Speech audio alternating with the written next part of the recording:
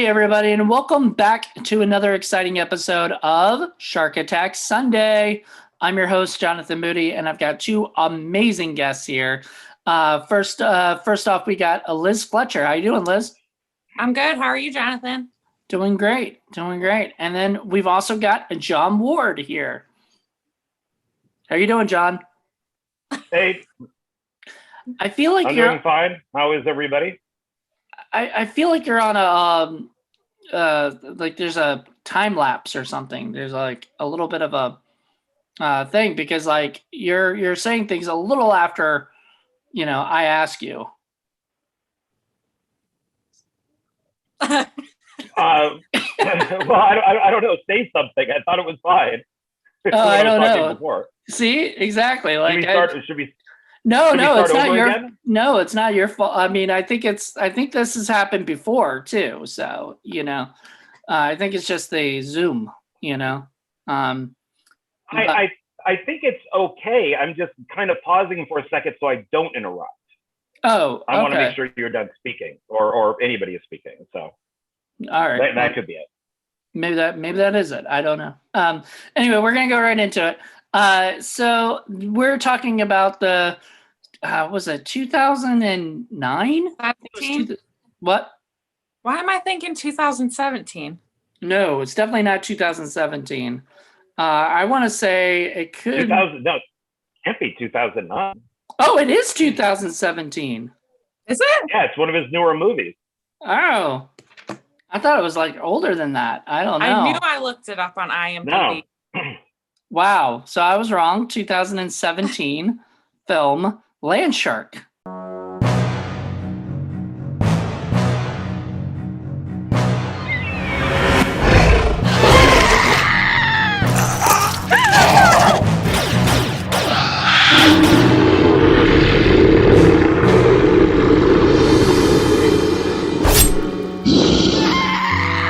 I seen him. The land shark. Dr. Lorca, the sharks crawled out of the tank. Amazing. And then returned. So that's why there have been fluctuations in the shark population. We need to find the remaining test subjects and eliminate them.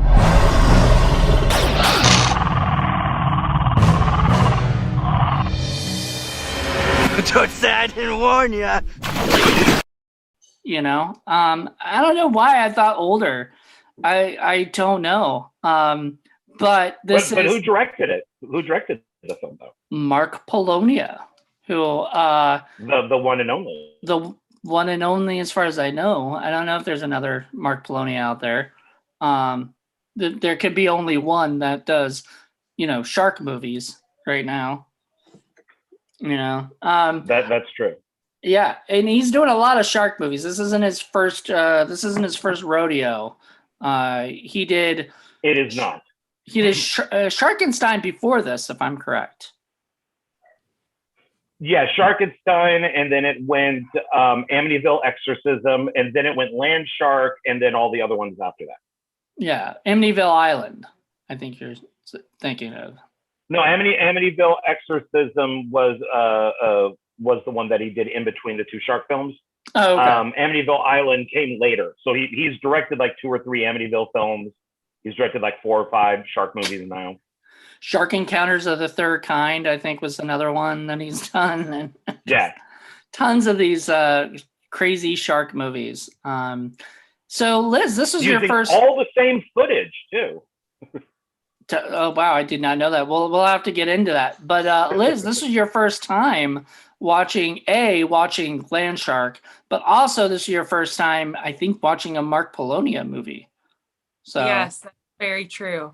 Yeah, and it was memorable. Yeah, have you ever do you ever watch any of these like CGI shark movies? No, this is my first one. I was blown away. Wow. Okay, and so not necessarily in a good way.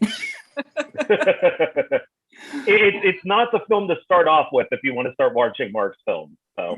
Right. Well, I don't know. I might argue about that because we had this discussion. I think this is one of my favorite films. This is probably, I haven't really seen a lot of his older work that he did with John. We're going to IMDb right now. Okay, but I haven't seen a lot of his older work like Splatter Beach or anything like that, so I can't say like this is definitively probably my favorite of his films, but I will say that as of the ones I have seen, this is my favorite, and that includes Sharkenstein, which I know you're a big fan of. You know, now I'm not saying that both movies don't have issues or whatever. You know, I'm just saying I don't know. I'm more entertained by this movie than Sharkenstein. I think Sharkenstein had too many silly stuff or whatever, and so I really really enjoyed this one compared to a lot of some other shark movies. Now, before he goes into IMDb stuff, Liz, what was like, what did you take away from this? Well, I'd have to say the first thing that I would have liked to have taken out of it was the darn shark tracker that kept beeping beeping. was just Beep, so obnoxious. beep. And it was Beep. like throughout half of the film. I'm just like, please stop. But they wouldn't know what direction to go if it didn't beep. I know. I mean, that didn't. I actually, after a while, it kind of just, it sort of just came into the background for me. Like it didn't even bother me. You know, I don't know. But I can see where that could be like an issue. It's very annoying, and several other reviews of it that are on YouTube by just like random reviewers have also said the same thing, that the beeping drives them nuts.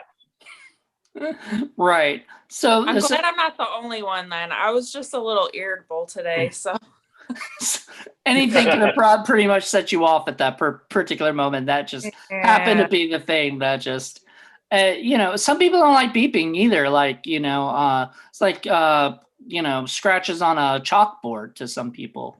You know, it didn't bother me out. Like after a while, I've forgotten, then I've noticed it again. And I'd be like, oh, it's still beeping. You know, like it didn't bother me that much. But I get it. I get how that could be annoying and how some people. I just didn't want people in like another room thinking that, you know, like what is that beeping? You know, like what is going on? Is, you know, because Your home fire alarm. It could have been. That is what my home fire alarm sounds like a little bit. So maybe that's where they got it from. I don't know. But yeah, I think if you're gonna start watching Mark's films, I don't think that you should start with the film that you and I had talked about, where I say this is where his films changed. Everything before that is on one level, and everything after Land Shark is on another, because it's the only film that he's ever made in California. It doesn't have his regular cast and crew, which there are two regular cast and crew in it, or cast, but they die pretty fast. So I think he was out of his element, even though I did enjoy it on my second viewing. There's three. Catherine Sue Young also has been a staple in the Mark Polonia movies. Oh yeah, the angry one who yells at them a lot. Yeah, angry woman that keeps yelling at yelling and like. Okay, so it was really funny. So I'm watching this movie and I'm going, okay, so that guy's really mean to Sarah French, right? Like the whole time he's being a dick to her, and then he talks to another woman that's being a bitch to him, and I'm just like, is there just a cycle of just people just being nasty to each other? Like, it's just like it starts. Well, that's how bullies work, right? Their dad beats them up at home, and then they go to school and beat up on the nerds. Right. So that's how it works. Yeah. So then maybe that's it. Maybe if his boss wasn't so bitchy, maybe he wouldn't be such a dick to Sarah. But I mean, in the beginning, he's a complete asshole to her, and then after a while, I guess they start kind of, I don't know, kind of being okay around each other enough to like go hunt, you know. But I almost feel because the script told them to. Pretty much, yeah. Because they it kind of it was. I think I sent you a message, John, and I was like she went from being this like mousy scientist to being like a badass over like 2 seconds. You know, she just takes off the glasses, and all of a sudden, Sarah's this like badass chick, which was okay. Like, it didn't bother me. I actually kind of like that, but like, it was like, where did that come from? That's there you go. Nerd, scientist nerd. Ass kicking guy. See, that's the difference. That's the Clark Kent Superman thing. Exactly. So she was Superwoman, you know, at that particular moment. So yeah, I mean, did you what did you think of the actors, Liz? I thought some of them were good and some of them were really bad. Yeah, I mean, that pretty much sums it up. I mean, who are your favorites?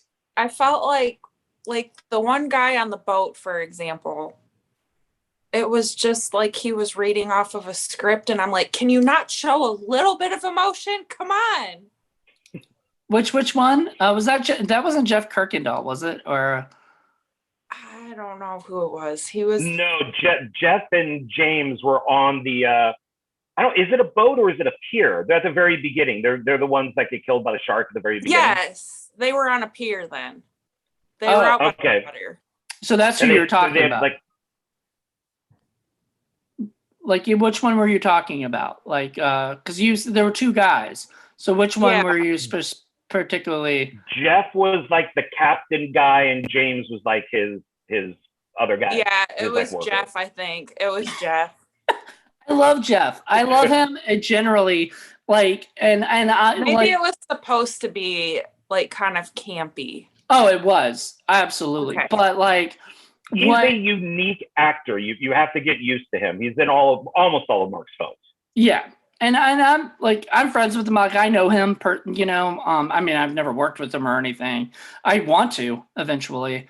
But the thing with Jeff is, if you give him a really specific part, you know, like in Sharkenstein, he plays like the guy who basically runs he's the German scientist, mad scientist kind of character perfectly. You know, that's like the perfect role for him. This one, I felt like because he probably wasn't there the whole time, because he's not. That film was shot in California. He probably got to fly out. Probably wasn't there for very long, unless they shot all that in New York, where they live. I think they shot that where he lives, so then you wouldn't have to bring him out. Probably, it's obviously like a green screen. So yeah, but, yeah. So I think all that other stuff is California. Yeah. Yeah, all the rest. Yeah. Oh my goodness, it was nice. It was like, I think it was like Santa Monica, like the pier and stuff and everything like the. I'm pretty sure it was. Well, there were. Yeah, it was. You're gonna say something, John? Yeah, and it's interesting because, I was gonna say it's interesting because both Sharkenstein and Land Shark, actually the scripts are incredibly similar, and which I think is an issue with some of Mark's films, is that they tend to use the same scripts possibly, or at least the same idea. So right. It's Jeff Kirkendall playing the questionable Nazi accent that he uses, that goes back and forth between his regular voice and the accent. Like if you just heard him talking the way that he does in the film, you would have absolutely no idea where he's from, because he's certainly not doing. He's trying to do a German accent, but he's not, and so, which is really weird. And then in Land Shark, he's doing the oi matey, how are get the jib, and he's doing some weird pirate thing. So he's a very unique actor, and he has reached out to me to see if we could work together, and I said definitely. I just we just need to find out something to do. Right. And I'm going to try to have him on. Where's my hand? That right there. One filmmaker, one film. I'm going to see about having him on that too. That's right. I like him a lot. I mean, he's in all of Mark's films. Yeah. Oh, David Sterling released a few of them. So it's, but it's both these films are very interesting to watch back to back. So great double feature. Because I have like because I have like the first thing in my note is hot girl on beach gets killed Bottle of whatever it's supposed to be, Jack Daniels, for some reason has clear liquid in it. Why? That's I always look at details. If you have a bottle of it's supposed to be Jack, then just put soda in it or put coffee in it, something to make it look dark. Unless they're just trying to give it some weight, so when she dropped it, it landed solid. But it's weird that when she drops it, it's obviously water. I thought that was kind of weird. And then Alan Wyoming, I believe, is Mark. I believe that's his alias for being a DP. Ah, okay. So and he does a cameo in the movie too. He was the I guess, was he supposed to be like a father or something, like the hunter? He was one of the hunters who he's a fisherman. Fisherman, yeah. That's where they say that they put the net out and then they pulled it up. But the net is the same net that people are interviewed against throughout the movie. So it's like, okay, either you got all these people in the movie's real life to pose against the same thing, or they just had one backdrop for everybody to be. Because that net is in like almost every interview that they do. Interesting. Hence, when I talk to you about that, they keep using the same footage over and over again. Sharkenstein, they maybe use it once or twice. But for Land Shark, it's the same sea footage over and over. It's the same backdrops over and over. Sometimes he makes them a little darker to make it at night.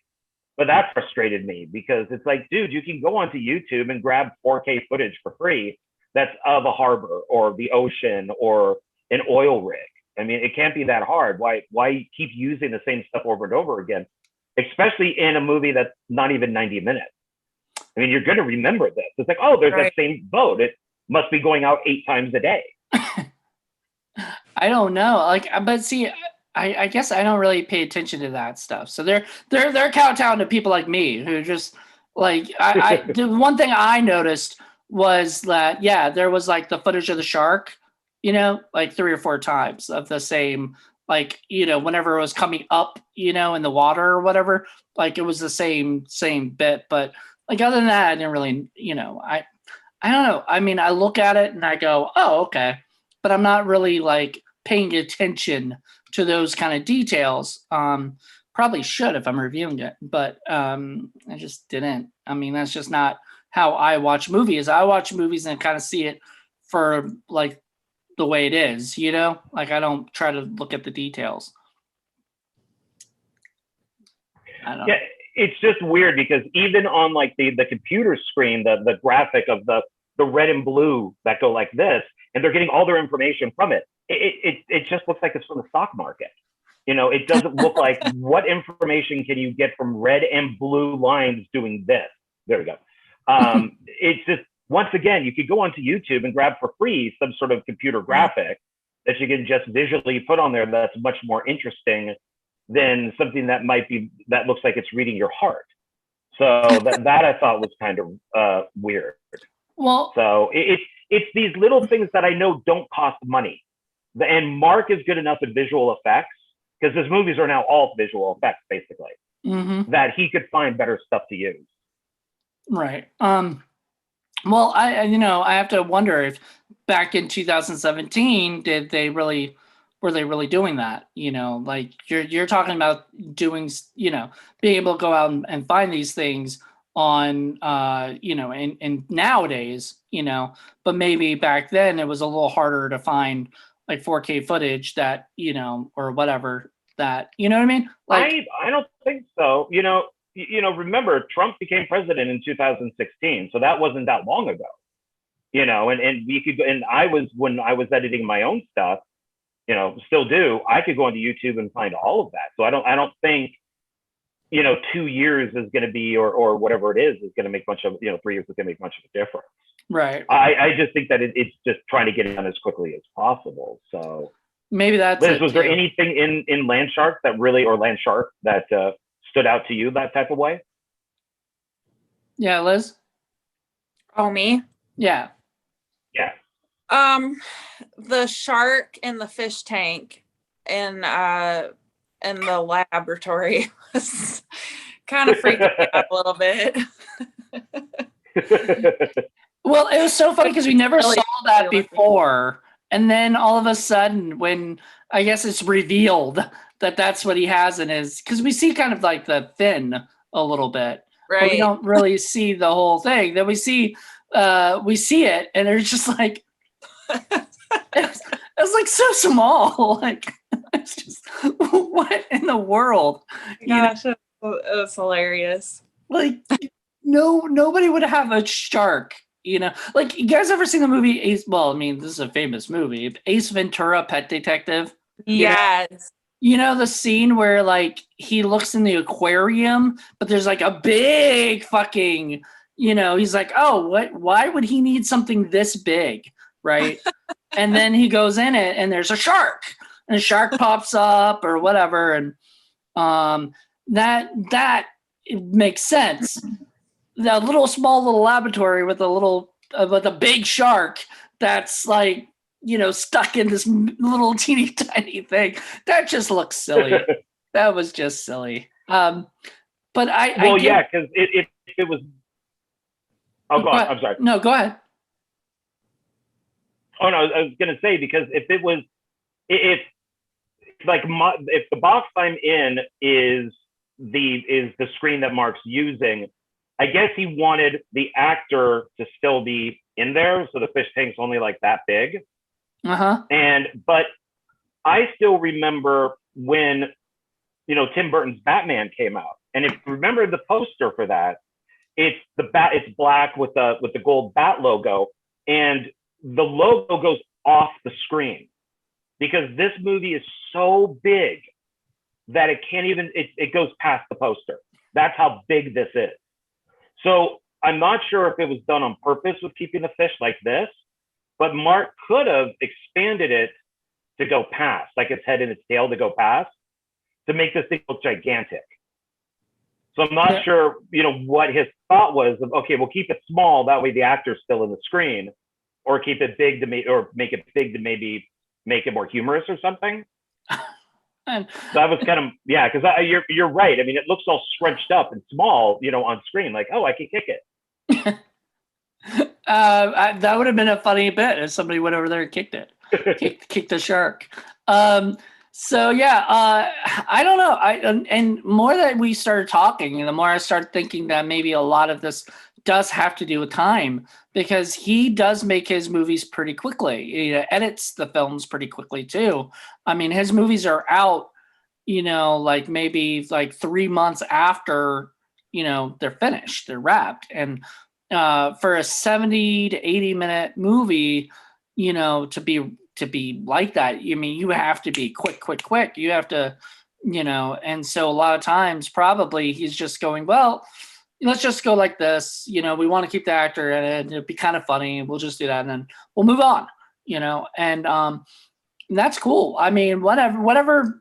He's out there making these movies. Good for him. Like we need them. We need them in our life. Right. Right? Like Liz has never seen them, so we need more of them so she can watch them. And I don't know, like as long as they don't have any beeping, I think she'll be okay. Yeah. Well, my that's why I think that she almost needs to go backwards. So if she's on one of these again, okay. I need to watch Sharkenstein. I think that's on Tubi. It's on Tubi. That's why I watched it.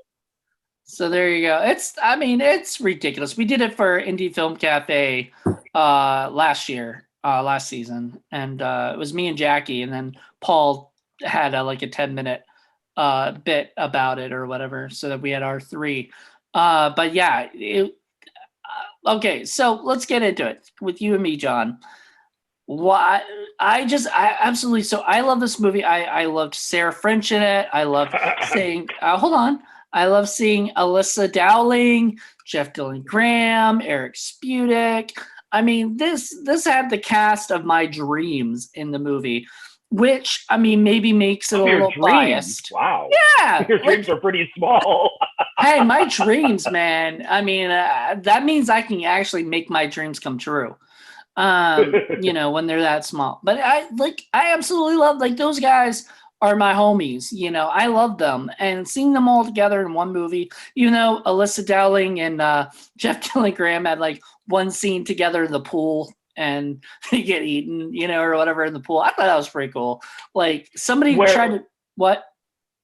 But you could obviously tell this was like at a hotel, Right. probably after hours. And Mark's like, shh, don't scream because somebody's going to report us. So when the shark attacks you, just go, oh, and then just go over. It's like, I'm sorry, they're not even screaming when the shark comes or even yelling. It's just like, oh, and then they die because it's so obvious of what's going on. I'm sorry, but if you're going to get attacked by a shark in a fucking pool, in a hotel pool, no less, you're not going to be expecting, I don't think you'll have time to scream because you won't be like, you'll be like, what the fuck is going on? I think you're making up excuses. You're being, I am. You're being I think apologetic. so too, John. I loved it. I thought it was a great scene. I don't know. I just love seeing them. Like, it just made my day. And so, I don't know. Like, there's just something about this movie that just, the more I watch it, because it's like my third time watching it. And the more I watch it, I get really happy inside. I don't know. There's just something about it. It's so silly and campy. Fluffy. I know. And it's so silly and campy. So Sharkenstein had some great scenes, but I felt like, honestly, Sharkenstein had moments where I was sort of bored. Like there were times where I'm just kind of like, all right, let's get to, some shark killing, and stuff. And maybe they had to pad out the movie a little bit, or whatever, at times. This didn't feel like it had any padding. It was like go, go, go from the very minute. I do not accept your premise. Okay. Well, you don't have to. I reject it. You don't have. Allow me. Okay, Mr. Tarantino. Sharkenstein. Okay. First of all, the Sharkenstein, and that is where I took it from, with Tarantino. Yes, I know. Sharkenstein begins with this little kind of legend or crawl at the beginning, which was cool. The beginning is in black and white. Starts in Nazi Germany, 1942. The guys look kind of Nazi-ish. They have a submarine, which Land Shark does not have. They have Frankenstein's monster's heart and brain. They're out at sea a lot at the very beginning. Credits and music are better. Brett Piper's involved. Duke Larson. How can you not love that name? Duke Larson. Nobody's name like that in Land Shark. Let's see. The Sharkenstein shark is awesome. Much better looking than the Land Shark. Okay. Full on Nazi lab, present day. I will give you that the Sharkenstein shark is cooler, but you have to understand, like, that's because it's Sharkenstein. Like, it was supposed to mean like it was supposed to be a mutation of different sharks. So Land Shark was supposed to be just a shark that is on land. So I mean, I don't know. Yeah. Anyway, Land Shark was pretty bad. He was not scary at all. He wasn't, and there was multiple land. You can see what the shark looks like. Maybe not. I don't think he's. I'll give you another thing. There's only one Sharkenstein, but there are a bunch of land sharks. So how about that? Because if size matters, then Sharkenstein is much superior because there only needs to be one Sharkenstein. Well, we don't need multiple land sharks for our one Sharkenstein. So in this case, yeah. Sorry. I don't. I guess, but I will discredit you, and I will rebuke you because of one thing: the terrible torches in Sharkenstein. Compared to like the one fire scene. Those are, yes, they're CGI. They're all visual effects. Right. Those look pretty bad, but Mark is all about visual effects these days. Plus, you have Jeff Kirkendale, as we already said, is the Nazi scientist. We have Mark is playing a mute boat driver for some reason. There is shark surgery where they put the Frankenstein heart and brain into the shark. Mm-hmm. Okay, got a couple left here. The Sharkenstein it actually gets out of the water and growls and becomes Shark Hulk. Much better than once again your So land he shark. becomes land Shark shark. Hulk is much bigger. So he's the first land shark. Yeah, you could say that. Sure. Right. There you go. So so they wanted to do land shark better. That's why they made the second one. No, they felt what they had was perfection, so they didn't make a sequel to it. So they decided, well, the only thing we could do is do Land Shark.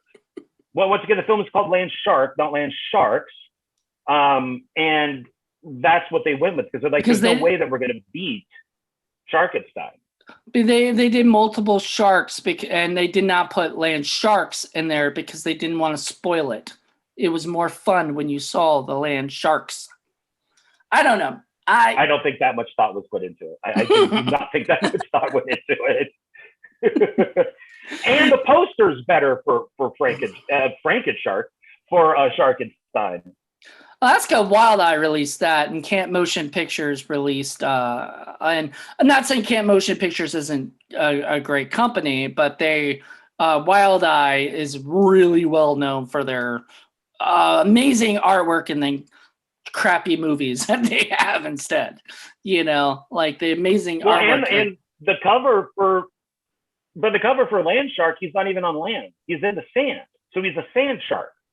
They don't even show him on the beach. There was times where I was thinking that they were probably going to call it Sand Sharks, but they already had there already was a movie called Sand Shark. That is true. Right. Yeah. So they probably couldn't. They probably changed it to Land Shark, which is funny because that's Saturday Night Live. They stole the name from the Land Shark skit. Land Shark. Yeah. Have you ever seen that, Liz? The great Chevy Chase. Oh man. So there's the bit is was it in Saturday Night Live, they would have this skit where there'll be a knock on the door and the person would be like, like, who's there? And they'd be like, oh, we're here to check your plumbing, ma'am. And the person would open up the door and it'd be a land shark and it would eat them. It would be a shark on the land that would eat them and stuff. So the skit would always end with the land shark kind of not being able to convince somebody, oh, I'm the plumber. And then they'd be like, I didn't order any plumbing. I'm a pizza delivery. Didn't order any pizza. And then they say something else and they go, I know it's you, Brad. And they'd open up and the shark would eat them. And then that'll be it. Like, that's the end of the skit, whatever. Well, it was done during classic Saturday Night Live when Jaws came out, because Jaws was such a huge hit. So Chevy does the land shark voice, but he does it like land shark, or he does pizza. He does it very soft and very kind of innocent sounding, and John Belushi plays Richard Dreyfuss from Jaws, and they go through the whole autopsy scene, and it's very funny. It's on YouTube. So yeah. It's classic Saturday Night Live. And so they kind of took that title and made a whole movie out of it, which I always wondered if like they could get in trouble. It was like Land Shark, the skit, ever trademarked or anything. I wonder, but I guess not. It's just a silly title. They're different. They're very different. Yeah. Well, he doesn't go door to door. You can't copyright a title. He doesn't go door to pool to pool. Yeah. And I mean, like, would have been funnier if it were like Suburban Shark, where they're in suburbia and killing people. I don't know. That might have been fun, but we've already had Suburban Sasquatch, so why not Suburban Shark? That's true. That's true. So anyway, I guess is there? Liz, you did say you had a lot of stuff too that you wanted to throw out there. Is there anything else? Yeah, please. We've just been talking all the time. Yeah. I think John covered it all. I mean, there's a lot of stuff that we both did discuss and everything with that. So, I guess we'll get to our rating system. So we do the Stinkometer rating system that we have at Indie Film Cafe, and it is a 1 to 10, rating system. 1 being very good and 10 being stinky. So with that being said, I'm gonna go and you can do a 0.5 if you feel like it's between certain numbers or whatever. I'm gonna go and I'm gonna say a 4. Like I fucking love this movie. Whatever. I give it a 4. I think I might have given Sharkenstein like a 6 or 7. I'm gonna have to double check that. But what I guess who wants to go first with their rating?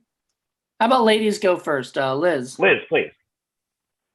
I'm gonna say 9. It was bad. Oh, It was really bad, but okay. I did enjoy it though. My kids watched it with me. We all enjoyed it, but it was very stinky. Well, right. I know that we're doing the ratings, but Liz, is there anything there that you like really like that you kind of laughed at that you will remember? The whole thing. Oh my god! I gave Sharkenstein a 9. Annual. Oh jeez. I gave Sharkenstein Yeah. Oh a 9. god. Wait.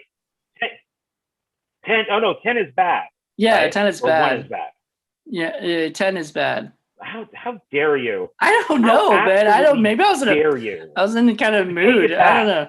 I take it back now. I probably would give it a 6. But see, I didn't. I think that was the first rude. like that was like one of the first Mark Polonium movies I watched. So like. Do you realize that I interrupted my viewing of Legally Blonde 2, Red, Right, and Blonde for this? And you're telling me that you gave Sharkenstein a 9? Oh my goodness. All right. I didn't see July movie.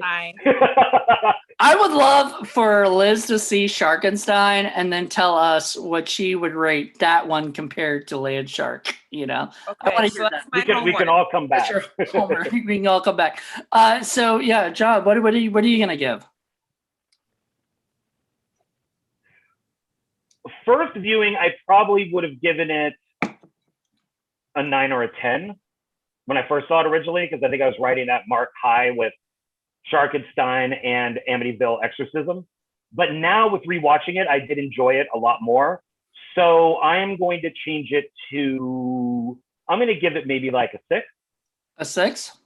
Okay. But I give Sharkenstein, yeah, because 10 is bad. Yeah, 1 is good. So and then I would give Sharkenstein like a 2. A 2? Jesus. Man, I need to watch that. I know. Like now Liz is intrigued.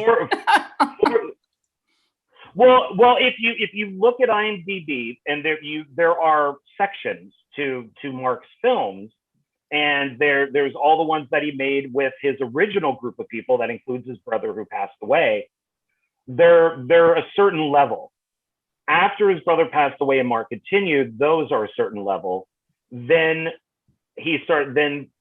Land Shark, I think, is where he kind of stops, and then the rest of them are not as great. I mean, his stuff, I still watch everything he makes, but it's not the same. They're kind of just on like a conveyor belt. They're just kind of manufactured out. Well, but I mean, there's different levels. His older films, like that, was it The House That Screamed, is great. Well, there you go. I have to watch some of his older stuff too, but a lot of that's not actually on Tubi, sadly. And so I'm hoping that whoever released them, like Splatter Beach and The House That Screamed, I don't think that's on Tubi. Whoever released them, hopefully will put them out on streaming services or whatever. Maybe if Mark got the rights back, he'll put them out. I don't know, man. Maybe I got to rewatch Sharkenstein, but I don't think I could ever give it a 2. Well, I'm ranking it as far as Mark's films go. Like I'm not saying it's Citizen Kane or anything. Oh, right. I'm marking it. It would be like, yeah. So it's as far as the Polonia Brothers Entertainment films go, I think it's one of their best ones. Yeah, I love that he's still using like the Polonia Brothers name, production company name, and didn't change it to his brother. Yeah. Very sad day when he passed. Yeah, I've known of them for a while because they put something out on Tempe back in the day, or something, if I'm correct. It might be completely wrong. Like they didn't do like Camp Utopia or something, did they? I don't think so. I mean, they might.